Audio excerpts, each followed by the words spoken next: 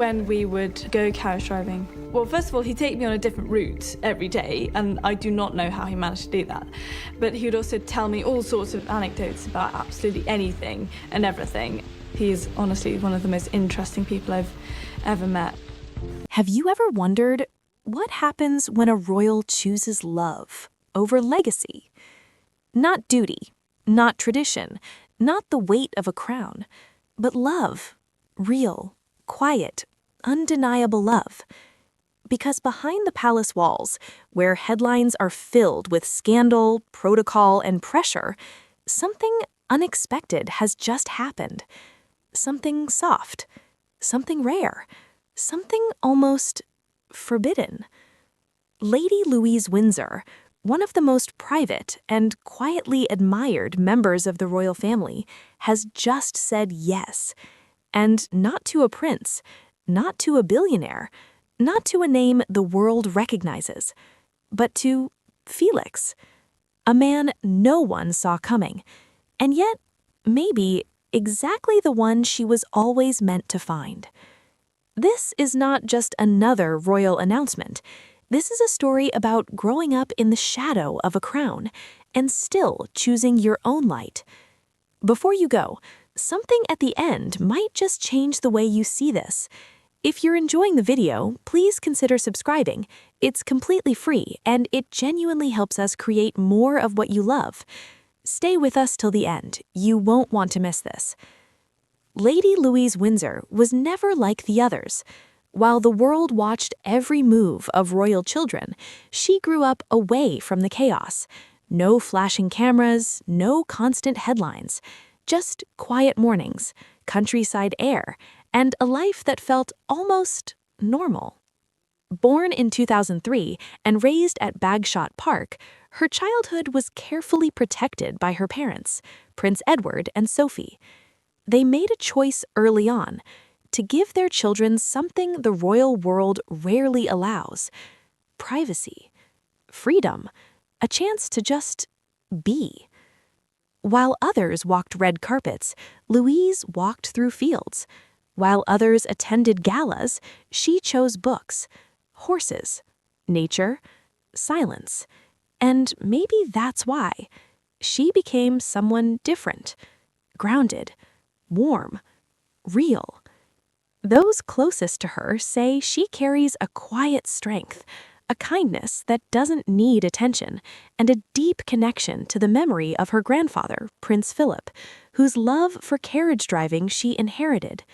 In fact, some of her happiest moments were spent riding beside him, listening to his stories, laughing at his endless anecdotes. Moments that shaped her far more than any royal title ever could. But then came Felix. For years, royal watchers tried to figure him out. Who is he? Where did he come from? Why is no one talking about him?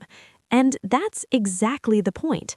Felix is not a royal, not an aristocrat, not someone chasing status or spotlight. He's simply someone who saw Louise for who she truly is. They met at the University of St. Andrews. Yes, the same place where William met Kate. But this time, there were no cameras waiting, no global attention building, just two students, two people, slowly, naturally becoming something more. Their love didn't grow in palaces. It grew in quiet libraries, in long walks through campus gardens, in countryside drives far from London's noise. No pressure, no expectations, just connection, real connection. Friends describe Felix as calm, intelligent, deeply respectful, a man who never tried to step into her world, but instead created one with her. And maybe that's why she chose him. Then came the moment that changed everything. A quiet trip to the Scottish Highlands. No headlines, no announcements, just nature, silence, and a sunset that felt almost unreal.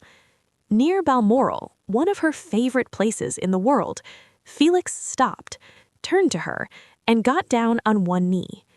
No photographers, no royal aides, no audience, just the wind, the fading light, and one simple question. Louise didn't answer immediately. She cried, then laughed, then said yes. A moment not made for the world, but for them. When she told her family, the reaction was exactly what you'd hope. Prince Edward, calm as always, smiled quietly and said, "Your grandmother would be very proud."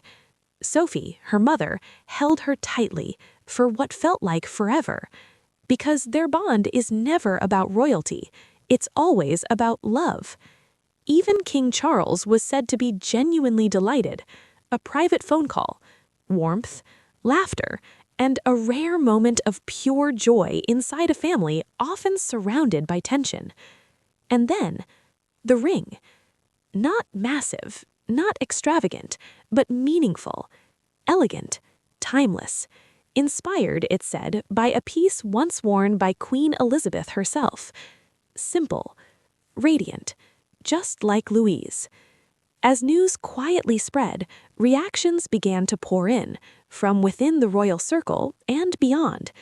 Warm messages, private congratulations, even from those once distant. Because some stories are bigger than differences. But this is where it gets interesting. Because Louise and Felix are not just another royal couple. They represent something new. For centuries, royal marriages were never just about love.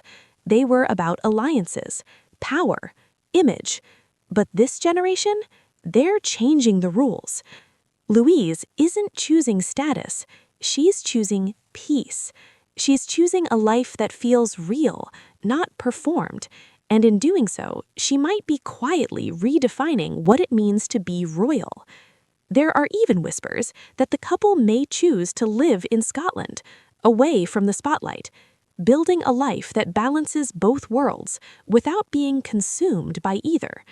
And maybe that's where the real story lies. Because when people look at Louise, many are reminded of someone else, Princess Diana, not because of titles, but because of something deeper, a shared softness, a quiet rebellion against expectations, a desire to live authentically. Diana once dreamed of a royal future filled with love, not pressure, warmth, not performance, and somehow Louise seems to be living that dream in her own quiet way. Because in the end, this isn't just about an engagement, it's about a choice. A choice to love freely in a world built on rules. A choice to stay grounded in a life designed to elevate you above everyone else. And maybe that's why this story feels different. No grand announcement, no spectacle, no perfect royal script. Just two people who found each other and chose each other. And sometimes that's the most powerful story of all.